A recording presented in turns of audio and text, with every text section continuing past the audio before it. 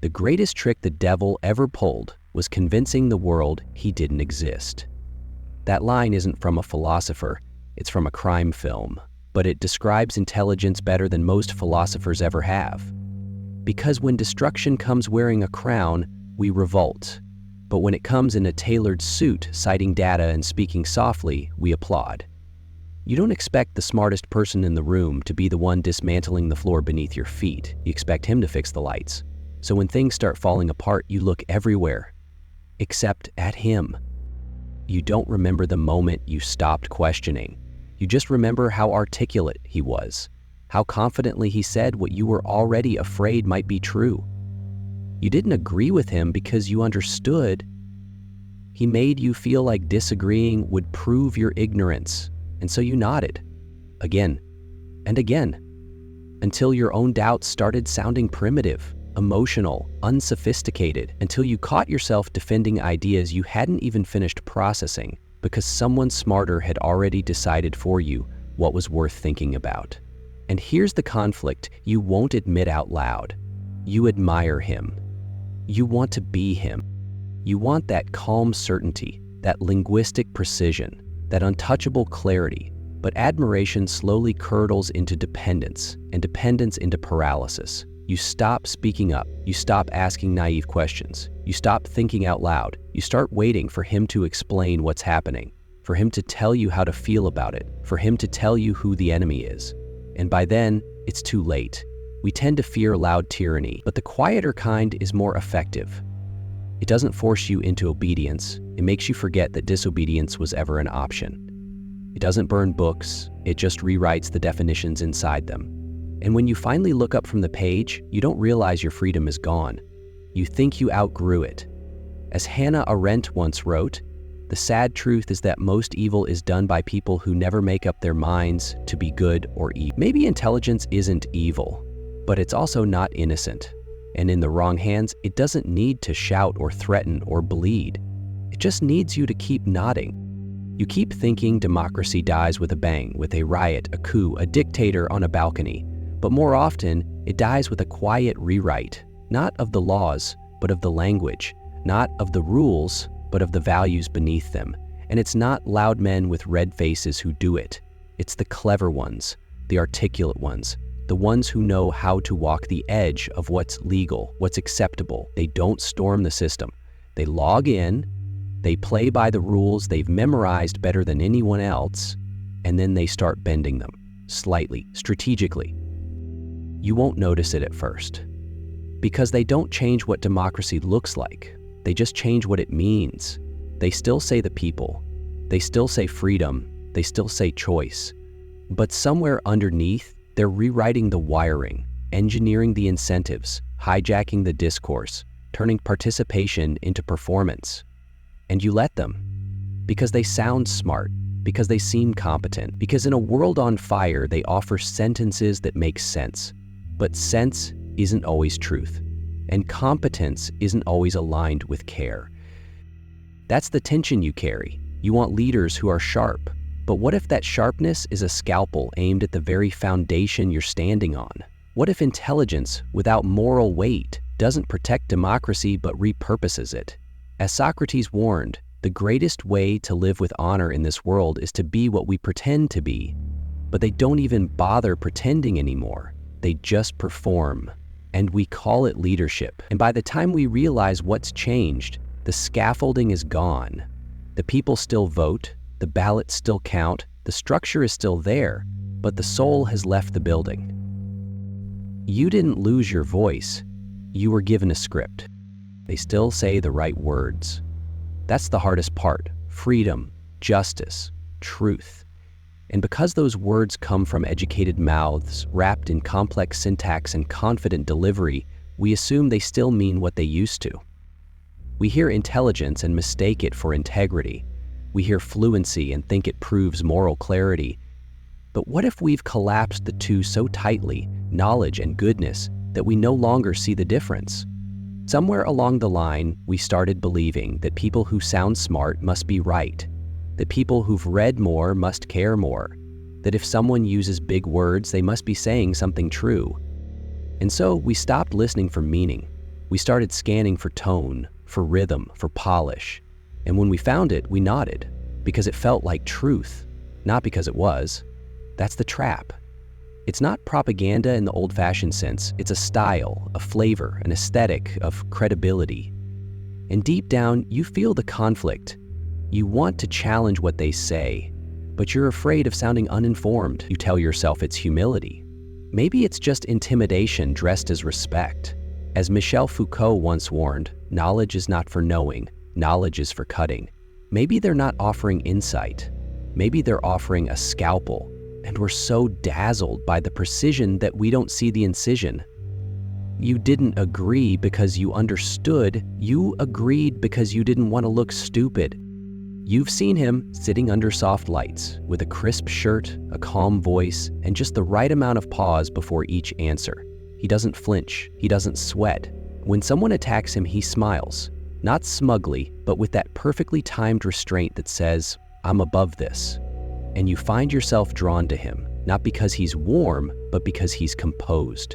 He sounds like control, and in a world that feels chaotic, control is magnetic. You don't agree with everything he says, but somehow you want to. You want to be on his side because his side feels more stable. He makes your anger feel uncivilized, your fear feel irrational. You quiet yourself not because he silenced you, but because next to his poise, your voice feels messy. You think that's humility. Maybe it's submission. Maybe what you admire isn't intelligence, but emotional distance. And that's the trap. That's how you end up trusting someone who never really made you feel anything, because he made you feel like you were the one being too much. And so, little by little, you start letting him think for you. As Jean-Paul Sartre once said, if you're lonely when you're alone, you're in bad company. But what if the real danger is the opposite, feeling understood by someone who never truly looked at you? You weren't reassured. You were anesthetized. You think you're free because no one's stopping you. You can vote, you can speak, you can choose your news, your leaders, your hashtags. But what if the choices were pre-filtered? What if the questions you ask, the people you trust, the outrage you feel, it's all been arranged, not forced, but offered, like a tasting menu designed for your exact palate? And you accepted it, not because you were weak, but because it felt like agency. That's the elegance of it. Real control doesn't look like a cage. It looks like convenience. It feels like personalization, like alignment. You think you're following your instincts, but they've been subtly trained to move where someone else already wants them to go. You're angry at the right things. You're tired at the right time. You're informed just enough to keep talking, but never enough to start questioning. And inside you, there's a flicker of doubt, like a draft from a door that's supposed to be closed. You feel it sometimes, late at night, when the script doesn't quite fit your mouth anymore, but you shake it off. Because doubt is uncomfortable, and comfort is the new currency of control. As Aldous Huxley wrote, a really efficient totalitarian state would be one in which the all-powerful executives control a population of slaves who do not have to be coerced because they love their servitude. Maybe that's where we are now. Not oppressed, just entertained. Not gagged, just constantly talking. You weren't tricked into silence. You were given too much to say. You don't have to read Machiavelli to be Machiavellian. You just have to understand one thing. People don't follow truth. They follow coherence, authority, and fear. And the smartest operators know this instinctively. They don't waste time trying to convince everyone. They divide, isolate, provoke. They create enemies where there were disagreements, and loyalty where there was only noise. They understand what Niccolò Machiavelli wrote centuries ago. It is much safer to be feared than loved, if one must choose. But fear today doesn't look like soldiers in the street.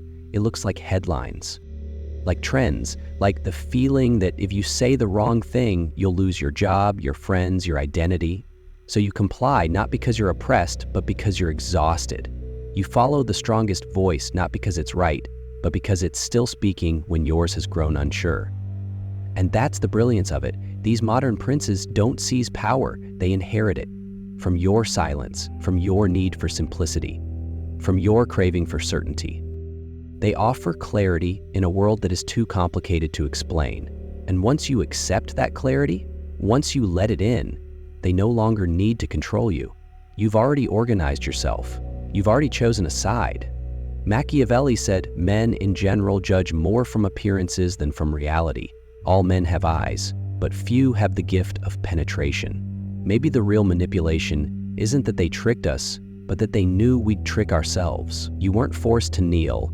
You mistook the throne for a mirror.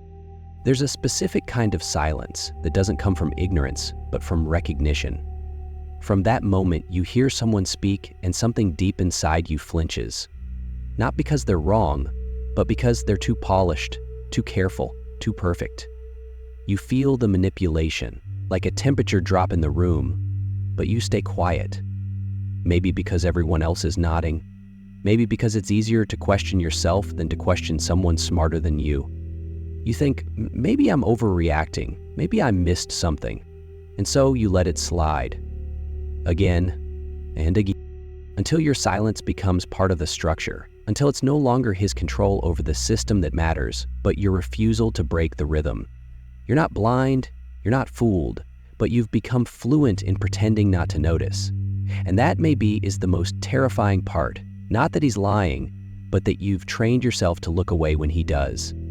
As Simone Weil once wrote, "To be rooted is perhaps the most important and least recognized need of the human soul." And maybe silence is our way of protecting that root, even when the soil is poisoned. We'd rather stay grounded in something false than float in something uncertain. We stay silent not because we don't know what's wrong, but because we don't know who we'll be without it. You weren't too confused to speak. You were too alone to risk it. We like to believe it's all just a misunderstanding, that the people in charge are misguided, not malicious, that they mean well, they just got it wrong. It helps us sleep. It helps us keep watching. But what if it wasn't a mistake? What if the chaos, the outrage, the confusion, the division, what if that was the product, not a byproduct, not a glitch, a design? You've seen it before, how the headlines are timed just right, how every scandal eclipses the one before it, how the language they use isn't just persuasive, it's engineered. Words chosen not to inform, but to trigger. Phrases built to repeat, to spread, to stick. You start to realize this isn't careless, it's coordinated. And then the real conflict sets in, not with them, but with yourself. Because if it's intentional, then you're not just a witness. You're a participant. You've retweeted it, you've echoed it, you've helped build the echo chamber you now feel trapped in. And that guilt, it's heavy. So you go back to pretending it's all just a little messy, it's a little disorganized. You call it incompetence, so you don't have to call it cruelty. But as Hannah Arendt once warned, the sad truth is that most evil is done by people who never make up their minds to be good or evil. Maybe they didn't stumble into this, maybe they walked in with a blueprint, and maybe the lie wasn't what they told us.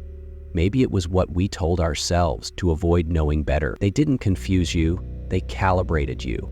It's comforting to think of them as outliers, manipulators standing apart from the system, hijacking something that was otherwise good. But the truth is uglier. They don't hide behind the system holds them up. The institutions that claim to keep power in check often end up polishing its surface. The university gives them credentials, the newsroom gives them airtime, the platform gives them reach, and we give them attention, more valuable than votes, more permanent than praise.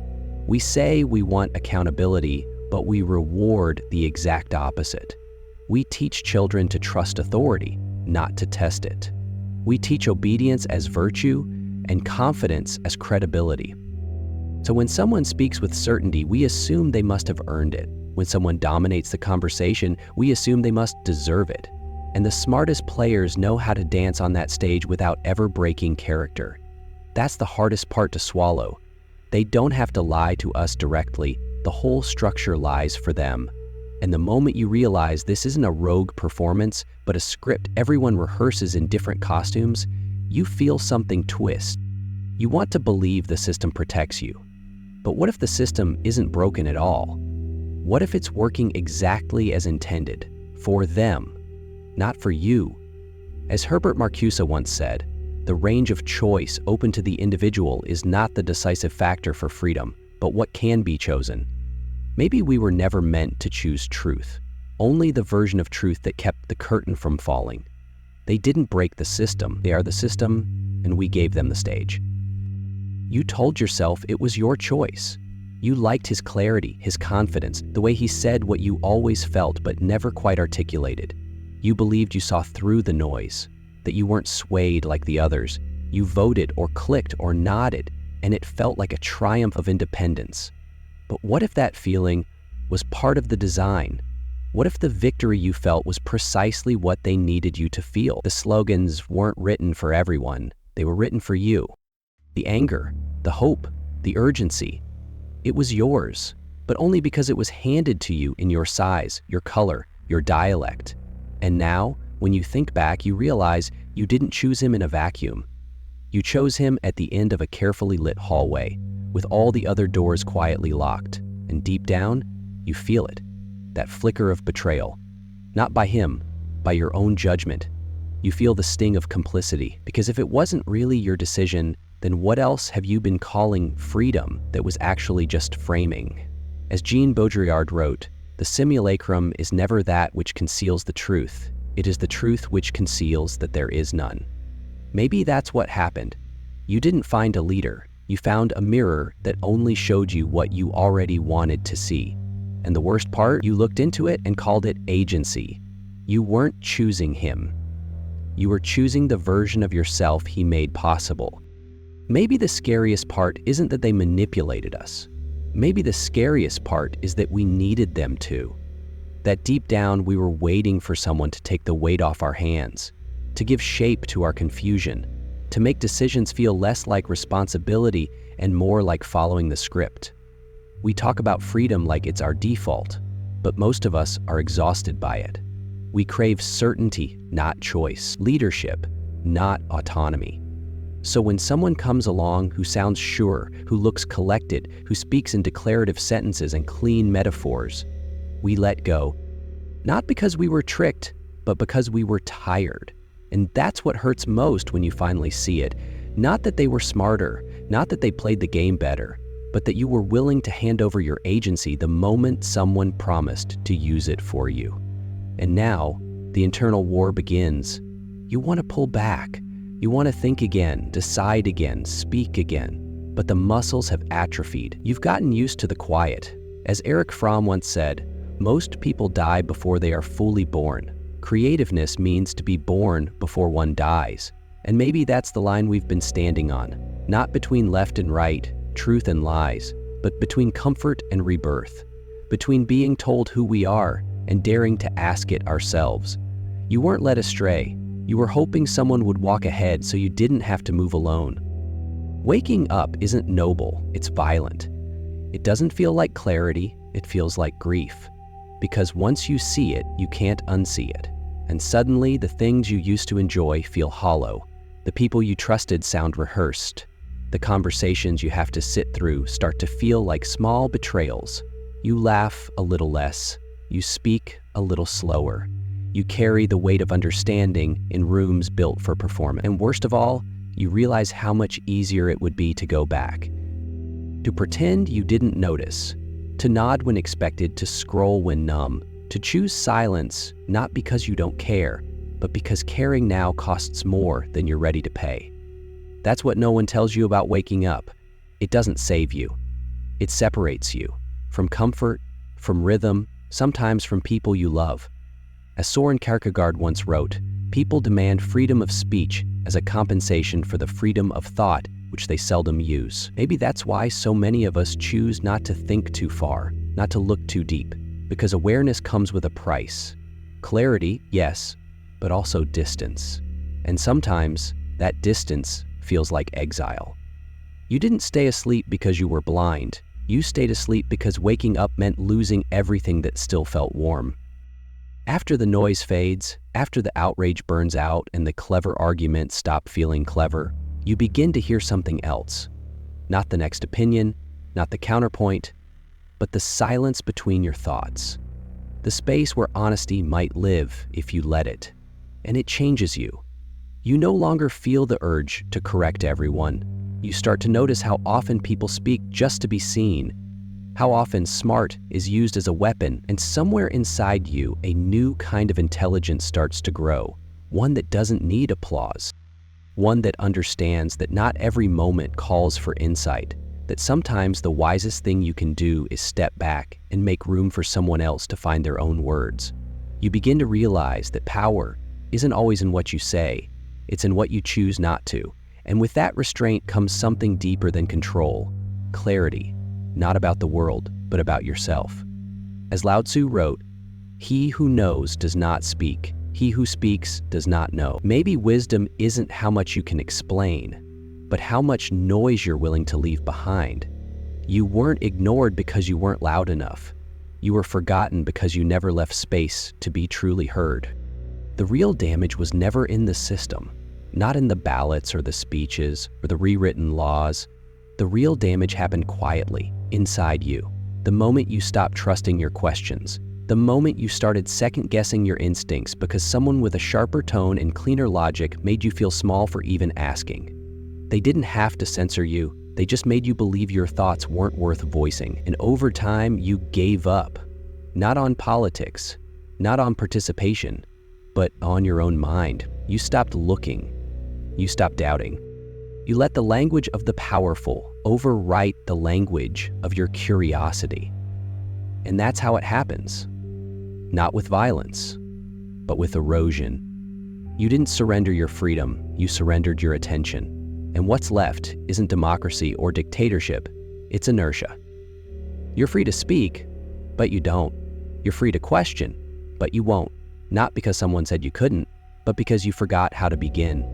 As Descartes wrote, "I think, therefore I am." But what happens when you no longer trust your own thinking? What's left of your being then? They didn't steal your voice. They made you ashamed to use it. Don't ask who lied to you, ask why you believed them. That's where the real work begins. Not in dismantling their platform or mocking their language or exposing their contradictions, but in tracing your own. In sitting with the question, what made their voice feel safer than my doubt? What made their certainty more comfortable than my hesitation? We keep chasing villains, waiting for the moment we can point and say, "There, that's the one who tricked me." But the trick only works when it lands on something already waiting to be filled.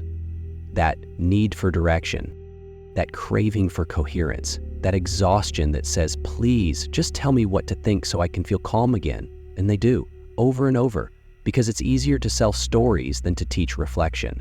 But that's what you have to reclaim. Not your vote, not your opinion, your attention, your pattern of belief, your quiet assumptions that shape the world long before facts ever reach you. As Epictetus wrote, "It is impossible for a man to learn what he thinks he already knows." So the next time something sounds right, pause. Not to doubt it, but to ask, why do I want this to be true? Because that's where freedom starts. Not with rebellion, not with outrage, but with a question no one can ask for you. You weren't betrayed by their words. You were betrayed the moment you stopped asking your own.